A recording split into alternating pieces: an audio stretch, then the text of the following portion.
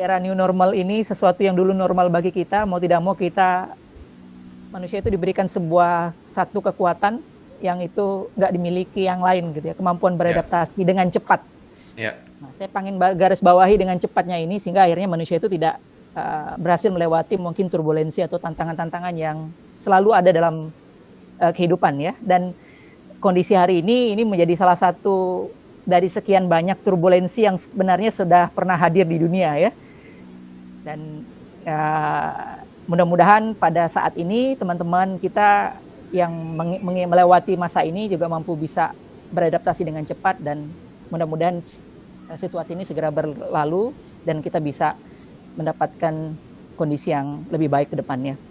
Nah, teman-teman,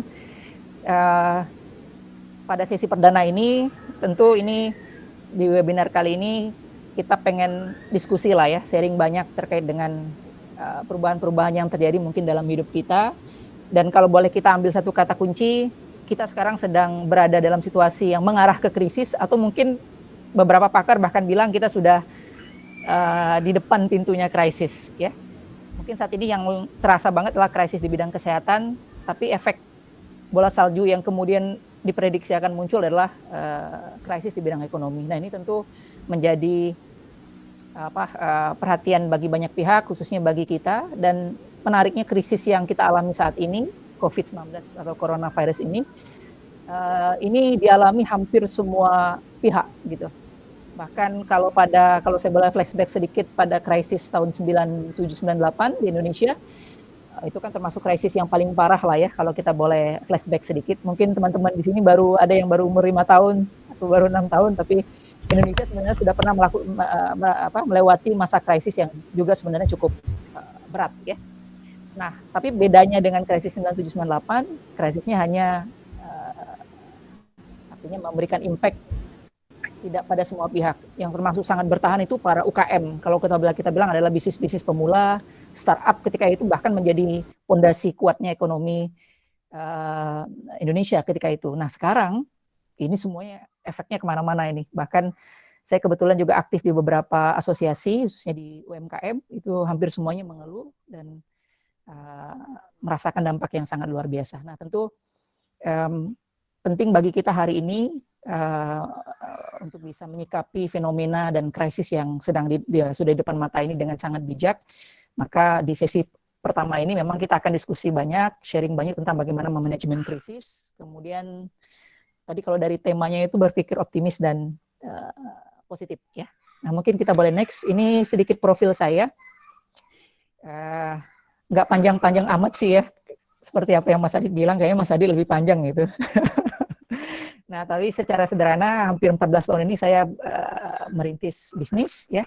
Kemudian 2 tahun terakhir ini diamanahkan menjadi manajer inkubator bisnis teknologi Nusantara. Kemudian saya juga bergabung di banyak asosiasi dan kemudian lembaga eksternal yang memang secara dominannya itu berhubungan dengan UMKM atau usaha kecil menengah.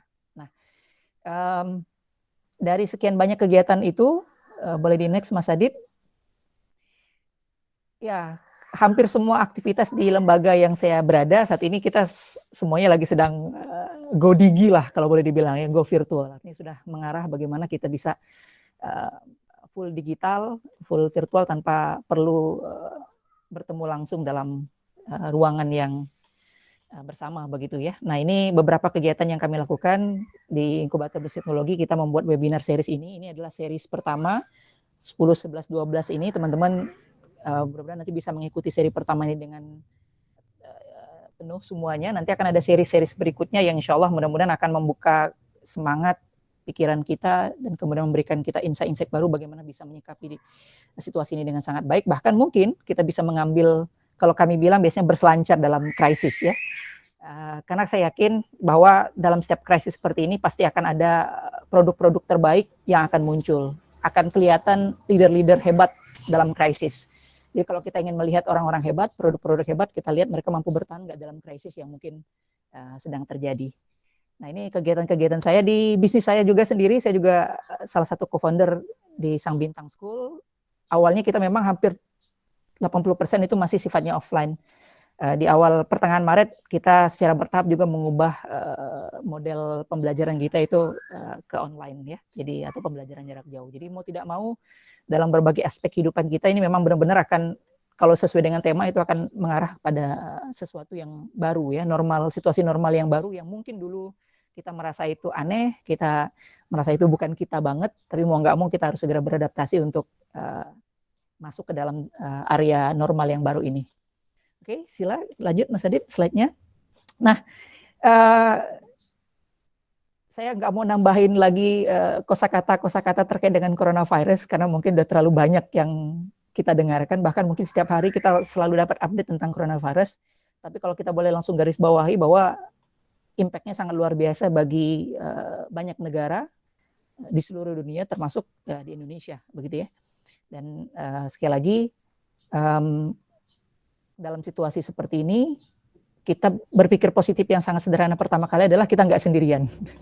Ya, bahwa yang mengalami dampak yang sama seperti kita, tidak kita sendiri, banyak orang di kota kita, di Indonesia, bahkan di seluruh dunia juga, bahkan ya sampai pada dampak yang sangat memprihatinkan ya.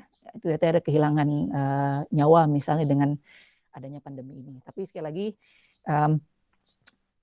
dengan situasi seperti ini kita harus lebih banyak bersyukur dan kemudian tenang ya, karena kebanyakan biasanya dalam situasi yang krisis seperti ini yang tidak terduga, respon orang itu biasanya negatif. Salah satu ciri dari respon negatif adalah mereka panik begitu ya. Nah, ketika panik ini biasanya kita tidak akan bisa berpikir dengan jernih, menganalisa situasi dengan sangat tenang begitu ya, sehingga biasanya nanti akhirnya kita nggak mampu mengambil keputusan yang baik, atau bahkan kalaupun keputusannya kita ambil itu adalah keputusan yang mungkin akhirnya salah. Nah, maka tema awal hari ini kita berpikir positif itu jadi sangat penting agar apa yang pertama kita mampu menyortir ataupun membatasi hal-hal negatif yang akan masuk ke dalam pikiran kita, dan pada yang sama kita membuat diri kita tenang untuk bisa berpikir tentang hal-hal apa yang bisa kita lakukan dalam kondisi seperti ini.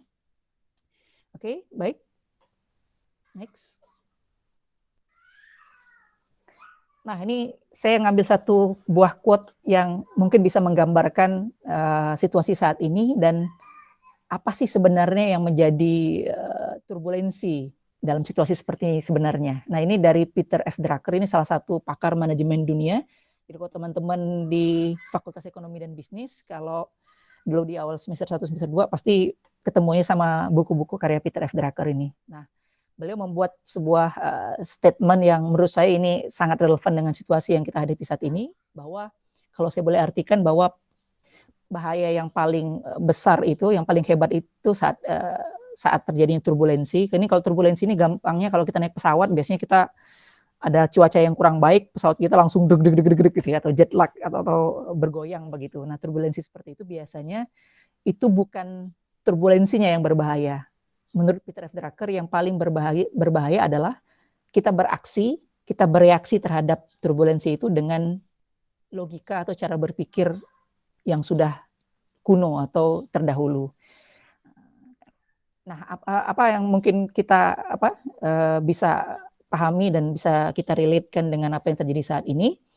Saya kemarin saya hampir tiap hari bergabung dengan mengikuti webinar-webinar dari seluruh Indonesia dan mendengarkan apa yang disampaikan oleh banyak pengusaha di Indonesia, yang tidak hanya pengusaha kecil ya, bahkan pengusaha-pengusaha besar mereka hampir semuanya juga mengeluh. Tapi di saat yang sama tadi mereka langsung bereaksi dengan cara yang mungkin selama ini tidak pernah mereka pikirkan ya. Nah, waktu saya kemarin mengikuti sebuah webinar, saya bertemu dengan atau secara visual melihat dan berdiskusi dengan Mas Hendy Setiono, itu pemilik kebab Baba Raffi, salah satu franchise terbaik di Indonesia. Jadi beliau ketika ditanya apa strategi terbaik ketika menghadapi situasi seperti ini, beliau bilang kita nggak punya strategi terbaik. Apa yang memang hari ini kita bisa lakukan, kita uji cobakan, kita laksanakan. Baru nanti kita ukur yang terbaiknya seperti apa, baru kita akan push dengan sebaik mungkin di strategi yang sudah teruji tadi. Jadi sampai usaha besar pun saat ini mereka nggak tahu apa strategi terbaik yang akan mereka bisa lakukan. Ya. Jadi maka kita nggak mungkin bisa berpikir dengan cara yang sama atau berpikir dengan cara yang lama untuk menghadapi situasi yang mungkin ini sangat baru bagi banyak orang. Nah, maka tadi kata Peter F. Drucker, bukan turbulensinya yang bermasalah, bukan situasi yang saat ini atau krisis saat ini yang menjadi masalah, tapi ketika kita menyikapinya dengan cara logika berpikir yang itu old atau masih kuno atau masih merujuk pada apa yang mungkin pernah kita lakukan di masa lalu, itu yang mungkin bisa jadi turbulensi yang sebenarnya. Nah, ini ada quote lanjutannya untuk rekan-rekan semuanya. Ini karena nenek moyang kita seorang pelaut, ternyata ini ada quote yang hebat juga nih, ya. Laut tenang tidak melahirkan pelaut yang handal. Jadi memang pelaut-pelaut hebat itu akan teruji ketika mereka berhasil melewati situasi di laut yang itu bukan yang tenang aja, tapi mungkin situasi badai atau ombak yang begitu tinggi. Disitulah kemampuan mereka bisa mengendalikan kapal mereka, mengorganisir ABK kapalnya dengan baik itu akan diuji. Nah, maka situasi krisis saat ini kalau kita coba mengambil hikmahnya dan berpikir positif, ini adalah saatnya kita menguji kita ini pelaut yang handal atau tidak.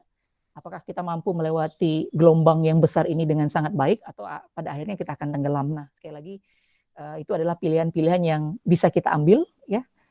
Tapi sekali lagi tentu kita harus berusaha dan mengusahakan untuk kita menjadi pelaut yang handal dan mampu melewati krisis dengan sangat baik. Nah, kalau kita hubungkan dengan startup ataupun bisnis saat ini, kita akan coba lihat di slide berikutnya bahwa ini terasa banget, ya, terasa banget. Bahkan sekelas perusahaan besar, kalau saya boleh langsung sebutkan namanya, KFC, itu terpaksa harus merumahkan ratusan pegawainya dalam situasi yang seperti ini. Ya. Banyak perusahaan-perusahaan besar, kemudian usaha-usaha yang kita saat ini mungkin lihat besar, ternyata akhirnya saat ini hanya bisa tutup dan tidak bisa beraktivitas apa-apa. Dan ini tentu pukulan yang besar, ya. Nah, di saat inilah kalau saya melihatnya, inilah ujian mental yang sebenarnya yang dihadapi oleh banyak pengusaha. Jadi kalau ketika dalam kondisi biasa mereka bisa lewati dengan sangat mudah, dalam kondisi seperti ini sebenarnya ada ujian. Yang kalau kita bisa melewati ujian ini dengan mental yang kuat, kita akan bisa melompat dan melesat. Nah, kalau teman-teman bisa lihat di kurva yang sebelah kanan, hampir semua teman-teman UKM, pengusaha, startup saat ini itu pada mengaktifkan mode survival atau bertahan mereka. Ya. Kalau dalam banyak channel, para pakar bilang semua orang ini pada nahan uang, nih kan? Semua orang pada nggak mau belanja yang jor-joran. Semua orang ya tadi nggak bisa wisata karena juga ada peraturan-peraturan yang menghalangi mereka untuk bisa berwisata dan tentu tadi risiko terkena COVID. Jadi benar-benar ini adalah metode bertahan bagi semua orang, termasuk bagi pebisnis, gitu kan. Nah, ketika kita sudah mengaktifkan mode survival ini, artinya kita sudah tahu apa yang kondisi yang terjadi saat ini, kita sudah menyiapkan mental dan mindset baru kita untuk menghadapi situasi ini. Nanti sebenarnya kita akan masuk kepada tahapan yang kedua. Kita perlu memahami dan kemudian melihat tahapan ini agar kita benar-benar merasa optimis bahwa ya badai pasti berlalu lah, begitu ya. Nah, ketika kita sudah mengaktifkan mode bertahan kita dan kemudian mencoba mengoptimalisasi aset ataupun apa yang hari ini kita miliki untuk tetap bisa menghasilkan, nanti kita akan masuk pada fase recovery. Artinya recovery ini adalah kita sudah mulai menemukan model bisnis terbaik yang bisa kita jalankan dalam situasi seperti ini. Nah, ketika memang kita mampu melewati fase 1 dan 2 dengan sangat baik, maka ketika benar-benar krisis ini lewat, kita akan bisa langsung mengalami growth yang sangat baik pula. Nah, ini yang biasanya membuat harapan bagi para UKM, khususnya startup itu menjadi lebih optimis lah, ya. Karena kalau sehari-hari hanya melihat berita di TV, misalnya, kemudian membaca kiriman boosting dari WA yang selalu kita terima, ini kayaknya kita akan masuk dalam trap pesimistik. Maka teman-teman saat yang seperti ini, teman-teman harus harus cepat cari lingkungan yang itu selalu membawa kita ke positif. Nah, kalau saya pribadi hampir tiap hari saya mengikuti minimal 1-2 webinar untuk tadi memastikan bahwa kita selalu stay positif lah dan mendapat asupan yang positif terkait dengan apa yang perlu kita lakukan ke depan. Nah, tentu ketika mindset dan mental kita sudah pada mode bertahan ini, tantangan berikutnya adalah bagaimana kita sebagai pengusaha atau teman-teman yang hari ini belum punya usaha tapi kayaknya berpikir ini gimana nih untuk bisa menghasilkan, ini harus cepat-cepat mengasah kejelian untuk melihat peluang ya. Di saat inilah kita sebenarnya langsung bisa terpampang di depan mata kita peluang apa sih yang sebenarnya sekarang lagi sedang dibutuhkan orang. Ya. Jadi kalau dulu kita belajar tentang, kalau teman-teman yang ikut Untan Startup Day atau Untan Startup Bootcamp pada kegiatan sebelumnya, itu kan kita disampaikan oleh para pembicara bahwa kita nanti harus melakukan uji ide kita. Setelah uji ide nanti kita harus menguji pasarnya, barang kita yang nanti kita akan jual ini akan dicari atau diterima oleh pasar atau tidak. Nah, biasanya dalam kondisi biasa itu perlu waktu yang cukup lama untuk kita bisa menguji data, menguji ide maupun menguji pasar dari produk kita. Tapi dalam situasi krisis seperti ini, uji terkait dengan ide kita, kemudian produk yang akan kita rilis ke pasar itu jadinya sangat cepat. Dan karena apa? Need itu langsung kelihatan dan itu ditunjukkan oleh konsumen kita atau pasar kita secara langsung, apakah itu baik via media sosial mereka gitu ya, atau via berita dan lain sebagainya, itu kelihatan terus hampir tiap hari. Jadi kalau teman-teman bisa jeli melihatnya, membacanya, kemudian menganalisanya, saya pikir bagi yang belum punya usaha ini juga jadi saat yang tepat kita untuk bisa mengambil kesempatan itu. Bagi yang sudah punya usaha mungkin di saat yang sama juga bisa melakukan langkah-langkah untuk bisa, nanti saya akan di slide berikutnya akan coba saya jelaskan, share beberapa hal yang bisa kita lakukan kalau kita sudah punya usaha untuk kita bisa melakukan langkah-langkah yang itu bisa membuat usaha kita mampu melewati situasi saat ini dengan sangat baik. Nah, teman-teman semuanya, rekan-rekan webinar series ini ada 4 lah kalau saya boleh ambil poin utamanya yang memang harus kita miliki dalam rangka kita merespon situasi saat ini ya sebagai manajemen krisis. Sebenarnya kalau dari ilmu manajemen krisis yang umum itu pasti ada 3 tahapan. Tadi sudah sampai ke sedikit, itu pasti ada pra-nya, kemudian ada pada saat proses krisis itu berlanjut dan pada post-nya atau paskanya. Nah, pada saat pra ini dan pada saat yang kita berlanjut ini, 4 hal ini yang nggak akan boleh kita hilangkan dalam kita melewati ataupun menghadapi krisis. Yang pertama adalah positive thinking. Ya. Jadi ini bukan sekedar kata-kata indah, tapi mau nggak mau udah harus teman-teman install deh ya. Saya hampir tiap hari ini install dengan hal-hal yang positif ya, kemudian aktivitas yang positif, mengikuti kegiatan-kegiatan positif, mengikuti webinar-webinar yang itu terus memberikan saya asupan energi dan inspirasi positif untuk kita terus bisa kalau saya bilang punya harapan lah ya untuk bisa mencari ide-ide terbaik untuk bisa kita eksekusi. Nah, positive thinking ini saya pikir secara rutin teman-teman bisa bisa tambahkan, kemudian bisa juga dicari begitu ya dari banyak media yang atau kanal yang hari ini tersedia di internet ya. Sekarang kita beruntung juga sih sebenarnya karena memang hampir semua pengusaha-pengusaha besar, kemudian pakar-pakar di bidang bisnis dan manajemen itu hampir setiap hari itu kalau saya lihat di IG misalnya itu hampir setiap hari mereka sharing tentang apa yang mereka punya begitu kepada followersnya. Jadi pada saat yang sama teman-teman tinggal atur jadwal aja dan saya pikir itu akan mampu membuat pikiran kita selalu positif setiap harinya. Yang kedua, terkait dengan kita bisa merespon situasi seperti ini, kita butuh speed, namanya kecepatan. Karena apa? Di saat yang sama semua orang juga pada posisi kita. Mereka sedang lagi coba membangun positive thinking di pikiran mereka, coba mencari ide-ide kreatif di pikiran mereka untuk bisa mereka eksekusi menjadi pendapatan atau produk yang itu bisa menjawab kebutuhan di masyarakat. Ya, jadi semuanya lagi berpikir nih. Ya, jadi kalau kita hari ini punya ide yang bagus, tapi tidak cepat untuk dieksekusi misalnya, ya bisa jadi ada orang di tempat lain, di tetangga sebelah kita yang ternyata juga punya ide yang sama, terpikirkan tentang hal yang sama, tapi dia jauh lebih cepat untuk bisa mengeksekusinya. Jadi situasi saat ini responnya harus sangat cepat ya. Sangat cepat kita berpikir kreatif untuk menghadirkan solusi yang baru, sangat cepat juga kita harus juga mengeksekusi ide kreatif kita itu jadi sebuah produk yang benar-benar nanti bisa menjawab kebutuhan di pasar ya. Jadi kecepatan ini akan jadi kunci lah untuk kita bisa melewati situasi ini dengan lebih baik ya. Yang ketiga adalah akurasi atau ketepatan ya. Sekarang ini informasi begitu banyak masuk ya.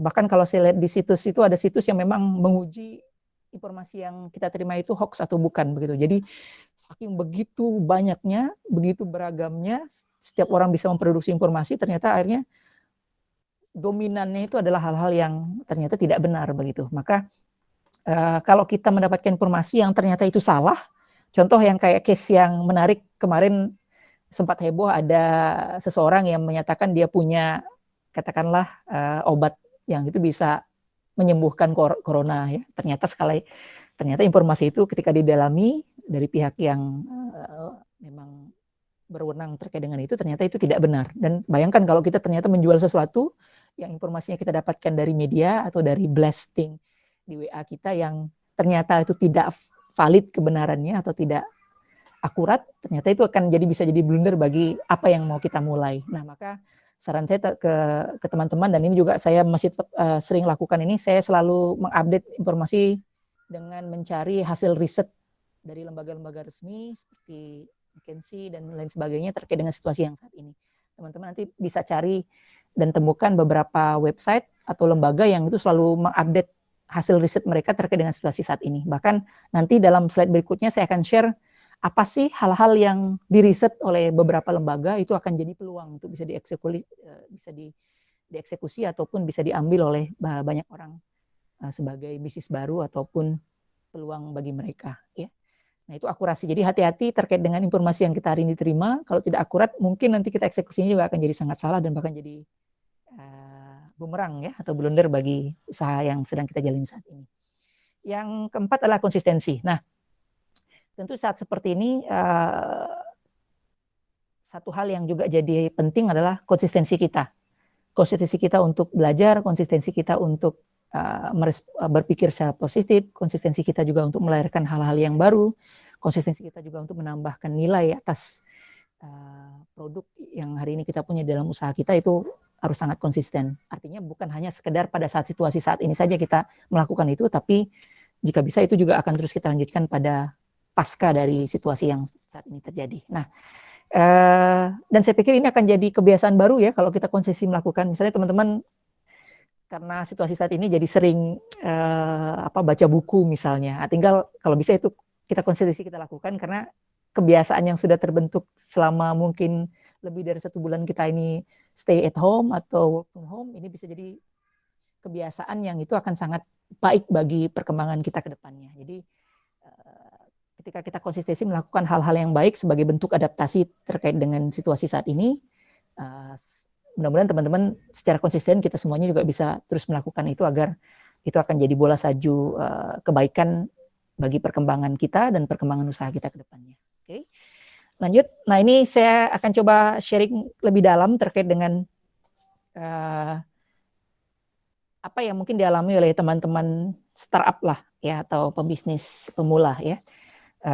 Ini tadi saya sudah singgung sedikit bahwa setahun pertama sebenarnya itu adalah masa yang turbulensi bagi sebuah bisnis. Nah, saat ini bukan tahun pertama lagi ya. Mungkin kalau teman-teman yang baru mulai bisnis langsung dihadapkan dengan krisis ya, langsung dihadapkan dengan valley of death atau lembah kematian kalau bahasa startupnya. Sehingga maka saya langsung kebayang ya, ini saat yang paling tepat untuk teman-teman uji ide, uji pasar dengan lebih cepat. Jadi kalau biasanya kita menguji ide kita itu butuh waktu 6 bulan, 3 sampai 6 bulan, saat ini biasanya mungkin nggak perlu sepanjang itu atau nggak perlu selama itu. Kita bisa buat itu jauh lebih cepat. Bang Haji, mohon maaf 10 menit lagi, Bang. Oke, baik, makasih ya. Nah, jadi situasi saat ini teman-teman manfaatkan benar-benar bagi yang mau buka usaha atau yang akan mempivot usahanya itu untuk bisa menguji ide dan pasar dengan lebih cepat lah. Next. Nah, ini situasi saat inilah ya. Sebenarnya bisnis itu harus selalu berinovasi ya, artinya harus selalu berubah. Jadi tanpa ada situasi seperti ini pun sebenarnya bisnis mau nggak mau harus dipersiapkan untuk selalu berubah dan berinovasi. Nah, memang ada 2 tipikal nih, kalau teman-teman bisa lihat yang bagian bawah, itu ada craziness by design, ada craziness by accident. Jadi kalau kita biasanya di bisnis kita itu selalu membuat hal yang baru atau berinovasi tanpa ada situasi yang seperti ini, itu sebenarnya craziness by design. Ini sebenarnya adalah cara yang paling ideal untuk kita bisa melahirkan ataupun menghadirkan produk-produk yang selalu relevan dengan pasar ya. Nah, tapi yang saat ini kita hadapi dan semua orang hadapi ini namanya craziness by accident. Semua orang dipaksa secara ekstrim untuk berubah dan beradaptasi dengan situasi yang mungkin selama ini mereka nggak pernah kebayang. Kalaupun pernah kebayang, mereka merasa ya ini bukan waktunya deh. Nanti deh 5 tahun atau 10 tahun ke depan kita baru seperti ini ya. Saya pribadi di bisnis saya juga merasa, aduh, kami punya target kalau di bisnis saya di Sambitan School itu kayaknya kita 5 tahun lagi deh kita akan coba bertransformasi menjadi lembaga belajar yang itu full online begitu. Karena apa, kita ngelihat juga nih situasi di masyarakat kayaknya belum siap juga dengan online begitu kan. Ya kita kalau diajak ikut webinar online masih jauh lebih memilih sebelum COVID ya, sejauh lebih memilih untuk bisa hadir langsung di ke seminar dan lain sebagainya. Nah, di saat sekarang kita dipaksa mau nggak mau harus beradaptasi dan kemudian mengikuti hal-hal yang mungkin selama ini belum pernah kita lakukan ya. Beberapa waktu yang lalu ketika saya di Finlandia, saya mengunjungi beberapa universitas di sana, ternyata kampusnya itu sepi. Saya tanya ke dosen di sana, ini kenapa sepi kampusnya? Memang nggak ada mahasiswa atau apa sebenarnya? Nggak, tidak Pak, dia bilang begitu. Memang ada kelas yang itu dijalankan via online dan ada yang kelas yang itu harus datang ke kelas begitu. Jadi mungkin selama 1 minggu mereka mungkin hanya 2 hari datang ke kampus, 4 harinya mereka itu belajarnya via online. Nah itu di Finlandia dan mungkin banyak negara Eropa ya. Jadi mungkin kalau proses pembelajaran ketika terjadi COVID ini di negara-negara Eropa mereka udah nggak merasa aneh gitu. Tapi kalau kita, waduh ini aneh banget gitu rasanya kan. Dan kita akhirnya mungkin kebanyakan kita malah banyak tertekan mungkin yang mahasiswa ya dengan adanya perubahan. Tapi mau nggak mau kita harus coba beradaptasi. Oke, next. Ini yang menarik. Nah ini kalau boleh teman-teman kecilkan dan kemudian lihat, ini adalah 4 perubahan dan ini adalah menurut saya bagian paling penting yang harus kita bersama-sama kita pahami dan kemudian kita analisa, yang nanti saya pikir saya udah baca perubahan ini berkali-kali dan saya dapatkan banyak inspirasi terkait dengan apa inovasi yang nanti harus saya bisa tambahkan dalam bisnis yang hari ini saya jalankan begitu ya. Jadi kawan-kawan, dengan situasi saat ini, teman-teman dari Inventura, ini salah satu lembaga konsultan bisnis di Indonesia, itu mengeluarkan konsep lah namanya 4 mega shift. Ini ada 4 perubahan besar yang terjadi dalam situasi COVID saat ini. Saya akan langsung ngambil yang bagian paling kiri, itu apa yang terjadi perubahan paling besar, dan ini udah kita rasakan bareng-bareng, namanya perubahan besar pertama itu adalah stay at home lifestyle. Jadi stay at home sekarang sudah jadi lifestyle, benar nggak? Ya. Dulu awalnya mungkin kita tersiksa, tapi sekarang akhirnya jadi lifestyle. Saya lihat sekarang, saya juga ngelihat langsung ya, ini kebetulan istri saya jadi suka sekali nanam-nanam dan membeli tanaman hias. Kenapa? Karena lebih banyak di rumah. Ketika lebih banyak di rumah, akhirnya lebih banyak melihat situasi di rumah. Karena lebih banyak di rumah dan melihat situasi di rumah, akhirnya cepat bosan. Dan ketika cepat ada bosan itu datang, akhirnya mulai mencari kegiatan ataupun hal-hal lain yang bisa dilakukan untuk bisa menghilangkan kebosanan. Salah satunya akhirnya adalah dengan merawat tanaman hias, kemudian menambah tanaman hias dan lain sebagainya. Jadi ini ternyata jadi lifestyle baru ya. Jadi di rumah ternyata mengasihkan juga nih ya. Di Amerika misalnya dan di beberapa negara yang terkena dampak COVID, salah satu yang menjadi booming saat ini adalah namanya fitness online, teman-teman. Jadi selama ini kalau kita fitness, kita olahraga itu kan pasti di tempat gym ya atau di fitness. Ternyata karena orang selama ini hanya di rumah aja ya, jadi mereka akhirnya juga mencari aktivitas yang itu bisa menambah kebugaran tubuh mereka, yaitu fitness. Jadi sekarang lagi sedang marak di negara-negara Eropa ya, itu fitness online itu. Jadi kita sambil di kamar tidur itu bisa langsung sambil olahraga fitness online. Jadi tutornya itu secara online nanti membimbing kita bagaimana tetap bisa workout dengan cara yang simple tapi bisa menghilangkan fat gitu ya, kemudian membugarkan diri kita. Jadi ini akan jadi lifestyle, teman-teman. Nah, dari sini teman-teman udah bisa baca nih, banyak peluang yang akan muncul. Jadi kalau orang udah sering banyak di rumah, kira-kira mereka akan butuh apa sih begitu ya? Kira-kira mereka nanti akan beraktivitas seperti apa sih yang itu akan membuat mereka akan lebih nyaman dan lebih comfort gitu untuk menghabiskan waktu mereka di rumah begitu. Artinya mereka butuh banyak variasi. Butuh banyak variasi berkegiatan di rumah yang itu sangat beragam banget. Jadi kalau kita jeli melihatnya, membacanya dan apa yang itu mereka butuhkan, saya yakin teman-teman yang baru akan mulai usaha nanti bisa ngelihat ada peluang baru. Nah, kemarin saya baru dapat sharing dari teman di Surabaya. Jadi salah satu yang sekarang lagi sedang booming terkait dengan stay at home lifestyle ini adalah berkebun di rumah, teman-teman. Nah, jadi dulu sebenarnya udah sempat heboh sih ya, hidroponik sejenisnya begitu ya. Tapi kan karena tidak ada, kalau saya bilang tidak ada situasi yang mengharuskan, orang jadinya ya udah deh, yang pengen nanam hidroponik silakan nanam, yang enggak ya bisa langsung beli di pasar begitu. Tapi ketika terjadi perubahan seperti ini, orang udah sering banyak di rumah dan tadi lebih berpikir bagaimana menjaga kesehatan terkait dengan apa yang mereka konsumsi, akhirnya mereka mencoba berpikir bagaimana bisa menanam sendiri apa yang akan mereka makan.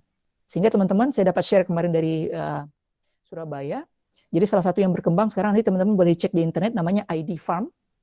ID Farm ini mereka sebuah komunitas menanam dari rumah lah begitu ya. Jadi mereka ternyata menyiapkan paketan bibit, kemudian tumbuhan-tumbuhan yang tanaman-tanaman yang itu bisa ditanam di rumah. Itu lengkap satu paket.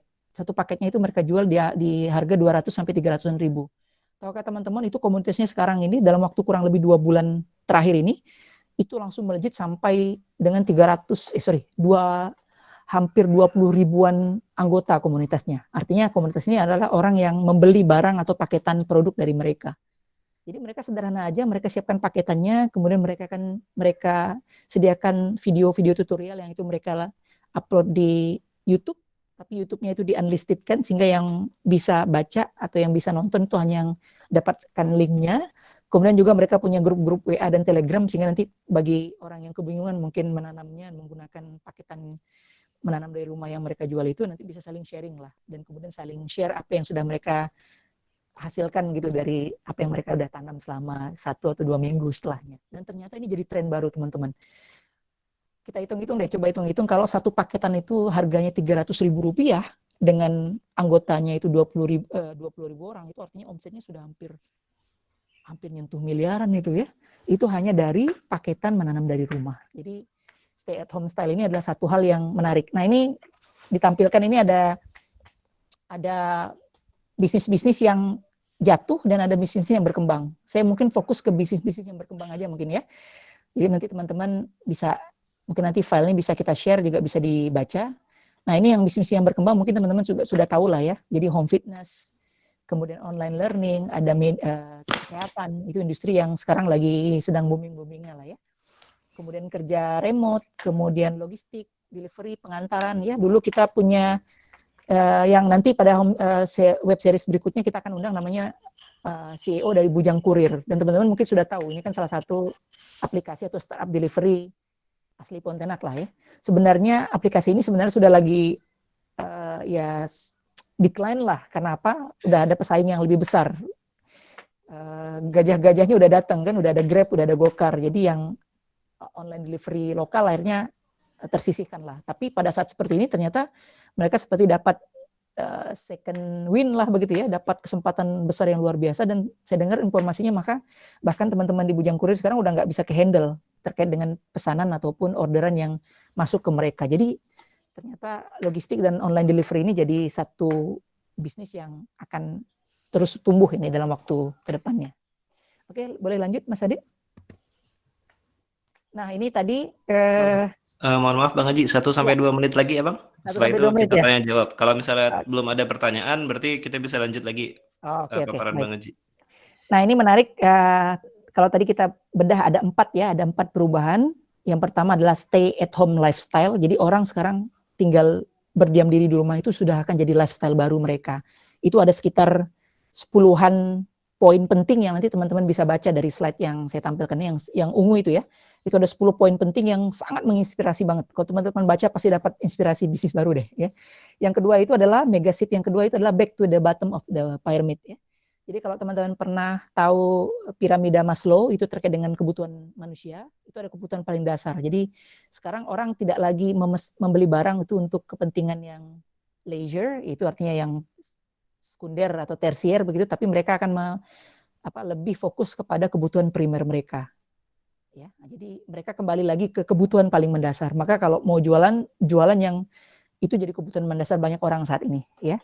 Yang ketiga adalah go virtual. Ini mungkin udah sangat clear, hampir semuanya kita nggak bisa bersentuhan, nggak bisa berinteraksi dengan fisik yang dekat, mau tidak mau akhirnya semuanya beralih ke virtual ya. Ini ada perubahan besar yang terjadi.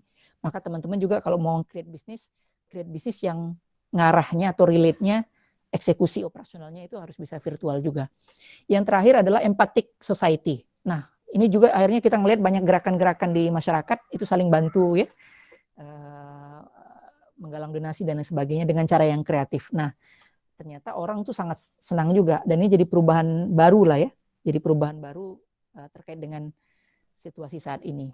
Orang jadi jauh lebih suka membantu orang lain, sehingga saat ini tekniknya sebenarnya bukan hanya jualan loh teman-teman. Jadi kalau kita ada punya barang, jangan jualan aja, tapi coba sentuh terkait dengan emosional yang paling dalam mereka untuk bisa membantu usaha-usaha kita yang produk-produk yang ada di sekitar kita hari ini ya. Maka sekarang ada gerakan belanja di toko tetangga gitu ya.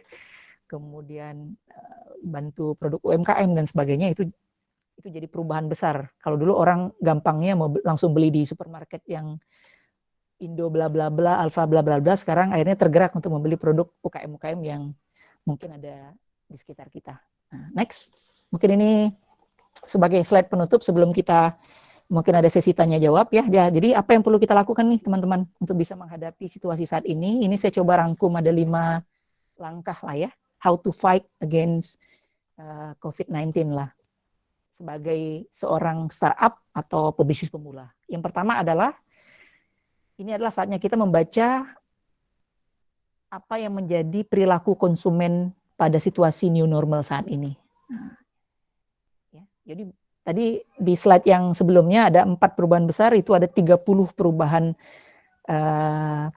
perilaku konsumen yang diprediksi akan terjadi dan menjadi new normal ke depannya. Kalau bisa teman-teman baca itu, menurut saya penting banget untuk kita bisa tahu apa yang akan berubah perilakunya ke depan dan apa yang bisa kita jawab sebagai solusi atas kekhawatiran atau ketakutan mereka dengan situasi yang baru itu, begitu. Nah, ini saya pikir akan jadi sumber inspirasi bisnis baru ataupun strategi bisnis bagi usaha yang teman-teman mungkin saat ini jalani. Jadi kita coba baca dan kemudian analisa, dan saya yakin nanti teman-teman bisa dapat insight ataupun inspirasi baru. Yang kedua adalah menambah value atau nilai dari usaha yang hari ini kita punya. Kemarin saya diskusi dengan teman-teman di Rumah Upo. Rumah Upo itu salah satu tenan yang ada di inkubator bisnis. Kita diskusi nih, karena selama ini mereka memproduksi komposter, pengolah sampah organik menjadi pupuk. Saya lihat jalan nggak ininya, itu kan pesanan banyak tapi akhirnya di cancel karena situasi saat ini. Saya tanya, udah mulai mikirin strategi baru belum?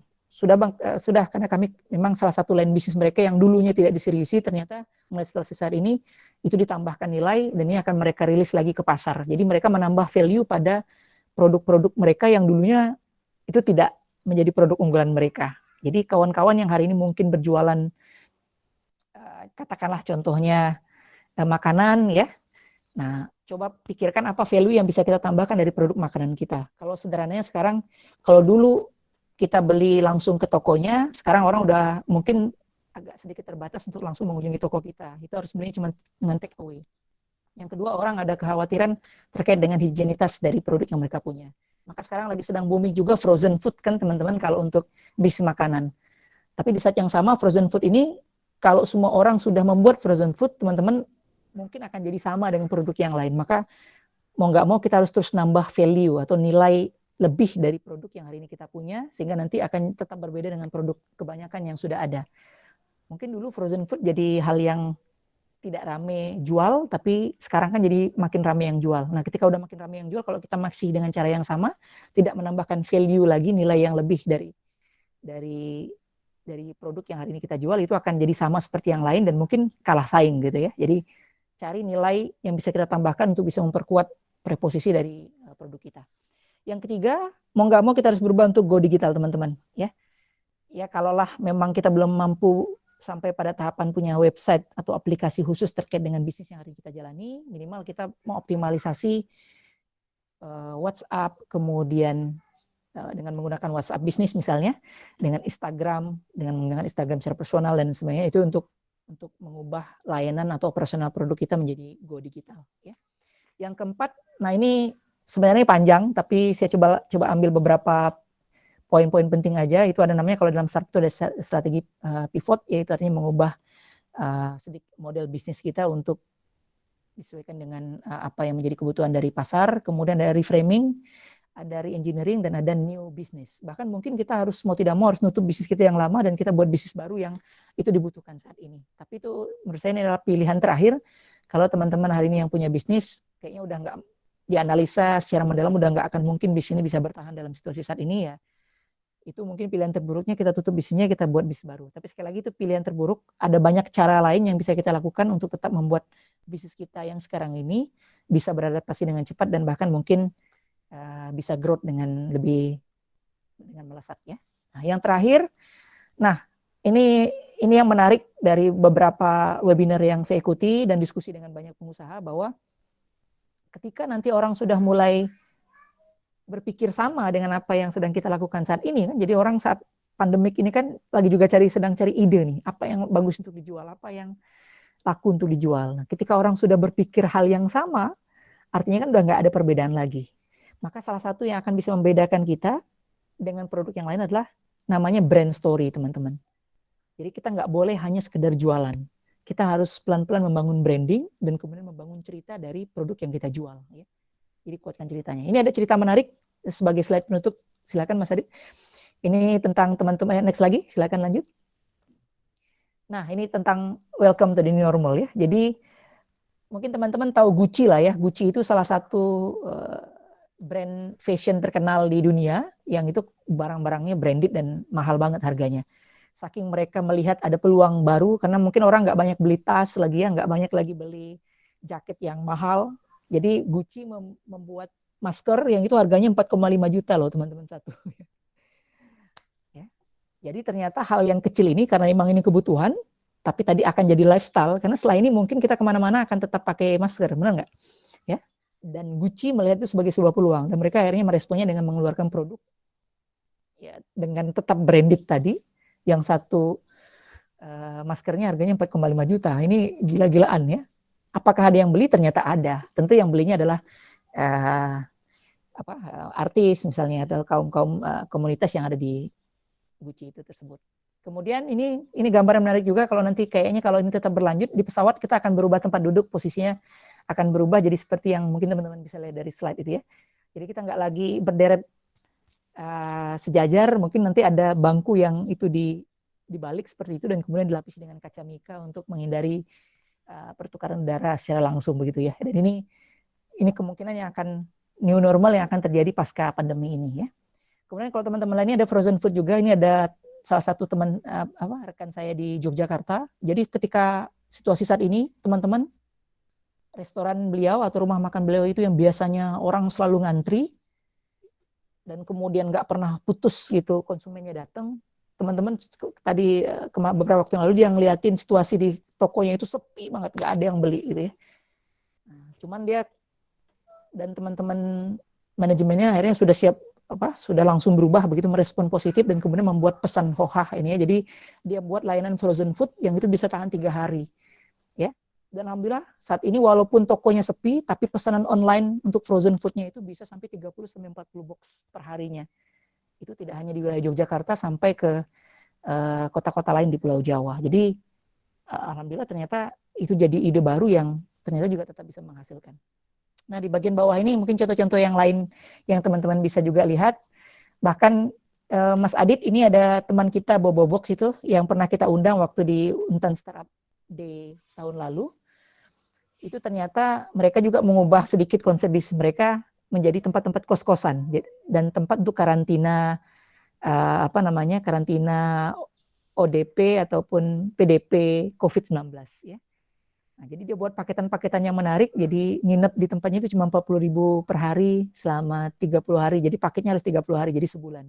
Jadi sekitar 1,2 jutaan selama 1 bulan menginap ataupun menyewa satu box di hotel kapsul yang dia miliki. Dan saya pikir ini adalah salah satu cara atau strategi untuk tetap bisa bergerak, menghasilkan, dan kemudian bahkan bisa jadi akan jadi style baru untuk model bisnis ke depannya bagi kawan-kawan UKM di berbagai bidang begitu. Mungkin itu Mas Adit dan kawan-kawan semuanya sebagai sharing terkait dengan bagaimana kita bisa melewati masa krisis ini dengan sangat optimis ya dan dengan positif. Dan saya yakin ini juga bertaburan peluang lah ya, kalau kita benar-benar jeli, berpikiran positif, kita akan banyak melihat peluang-peluang besar yang ada di depan mata kita yang itu bisa kita eksekusi menjadi bisnis-bisnis baru, yang itu insya Allah akan menghasilkan. Mungkin itu dari saya, mungkin saya kembalikan kepada moderator dan teman-teman jika ada pertanyaan. Oke, makasih Bang Haji atas paparannya terkait bagaimana bersikap positif dan optimis gitu di tengah pandemi ini, dan bagaimana menyiasatinya dalam proses adaptasi untuk menyiapkan bisnis perintisan yang sudah jalan atau yang akan berjalan gitu. Nah, demikian diskusi kita hari ini.